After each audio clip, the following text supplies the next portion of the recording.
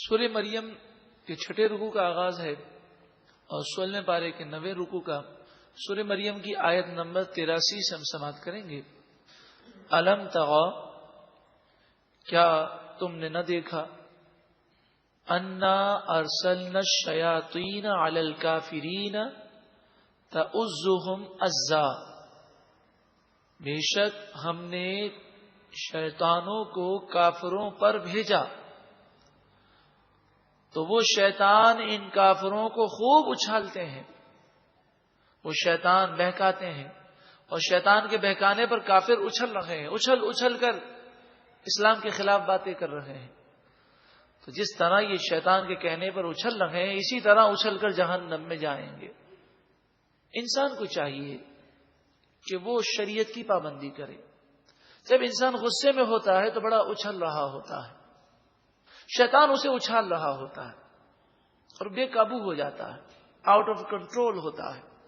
حدیث پاک میں فرمایا کہ غصے کی وجہ سے جو اچھل رہا ہو اس سے مخاطب ہو کے فرمایا تو نہ اچھل کہ کہیں اب کا اچھلنا تجھے جہنم میں نہ پھینک دے۔ تو غصہ جب آئے تو سامنے والا جب کمزور ہوتا ہے تو غصہ زیادہ آتا ہے۔ ایسے موقع پر انسان کو ڈرنا چاہیے اور یہ خیال رکھنا چاہیے غصے کے عالم میں بھی سامنے والے پر ظلم نہ کیا جائے، ایسی زبان سے بات نہ کہی جائے جو خلاف شرع ہے۔ غصہ آئے وضو کر لیجیے، اپنی حالت کو چینج کر لیں، مطلب کھڑے ہیں تو بیٹھ جائیں، اپنی پوزیشن چینج کریں۔ غصہ آئے تو آپ پانی پی لیجیے، اعوذ باللہ من الشیطان الرجیم آپ پڑھ لیجیے۔ پھر جب غصہ آپ کے کنٹرول میں آ جائے، پھر اگر آپ سمجھانا چاہتے ہیں تو کنٹرول میں ہو کر سمجھائیے، کیونکہ جب آؤٹ آف کنٹرول ہوں گے تو پھر ہو سکتا ہے کپڑے پھاڑنے شروع کر دیں، ہو سکتا ہے چیزیں مارنے شروع کر دیں۔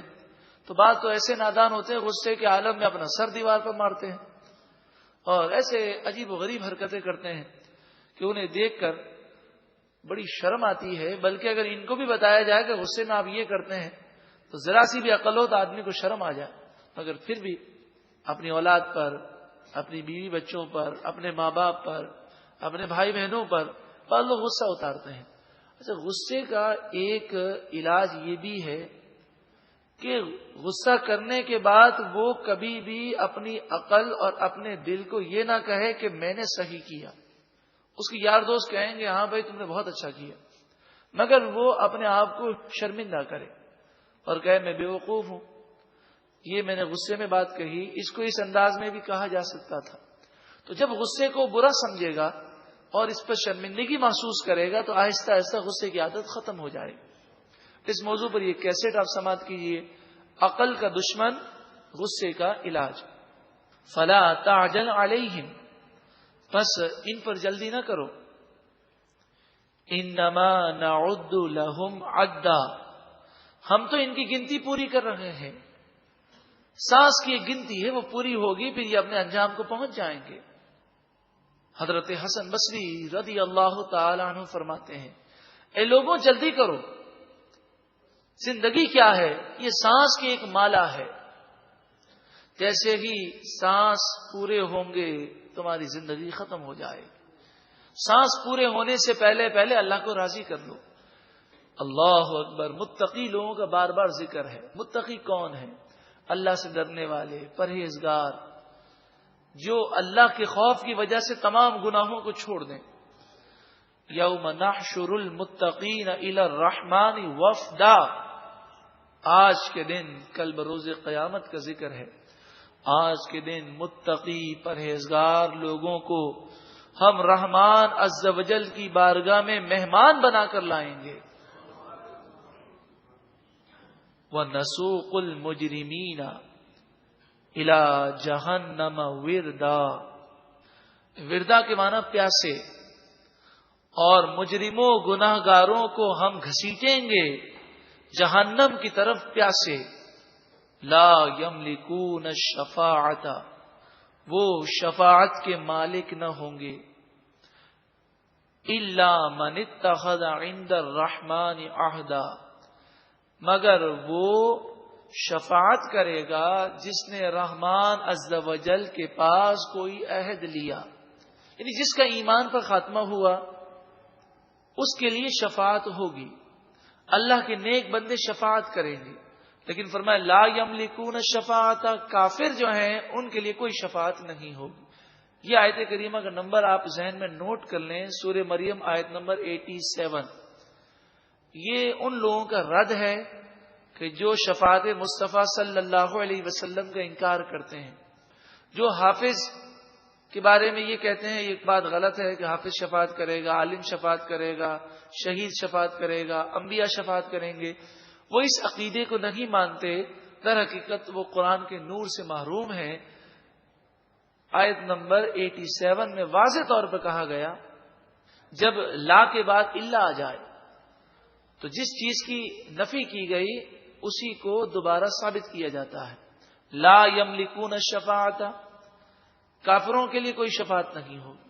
شفاعت کس کے لیے ہوگی؟ الا، مگر اس کے لیے ہوگی من اتخذ عند الرحمن عہدا، جس کا رحمان عز و جل کے پاس عہد ہے، یعنی رسول اللہ صلی اللہ علیہ وآلہ وسلم نے اللہ کے حکم سے جس کے بارے میں رحمان عز و جل کا عہد بیان کیا کہ اللہ تعالیٰ کرم فرمائے گا اور جو نیک لوگ ہوں گے وہ گناہگاروں کی شفاعت کریں گے۔ وَقَالُوا اتَّخَذَ الرَّحْمَنُ وَلَدًا، اور وہ بولے کہ رحمان عز و جل نے اولاد رکھی۔ لَقَدْ جِئْتُمْ شَيْئًا إِدًّا، بے شک تم بہت ہی بھاری بات لے کر آئے ہو۔ یہ کہنا بہت ہی بری اور بھاری بات ہے۔ تکاد السماوات یتفطرن منہ، قریب ہے کہ اس بات کی وجہ سے آسمان پھٹ جائیں۔ وتنشق الارض، اور زمین پھٹ جائے۔ وتخر الجبال حدا، اور پہاڑ ریزہ ریزہ ہو کر گر جائیں۔ یہ اس قدر بری بات ہے کہ تو اللہ تعالیٰ نے زمین اور آسمان کی حفاظت فرمائی، ورنہ یہ ایسی بات ہے کہ ان پر بھی لرزہ طاری ہو جائے۔ ان دعوا للرحمن ولدا، رحمان عز و جل کے لیے اولاد کا دعویٰ کرتے ہیں وہ۔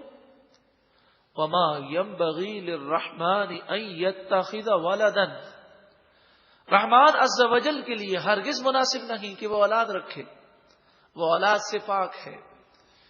ان کل من فی السماوات والارض الا آتی الرحمن عبدا، آسمان و زمین کی ساری مخلوق اللہ کی بارگاہ میں بندہ ہو کر حاضر ہوں گے۔ سب اللہ کے بندے ہیں، فرشتے بھی اللہ کے بندے ہیں، جنات بھی اللہ کے بندے ہیں، انسان اور ساری مخلوق اللہ کے بندے ہیں۔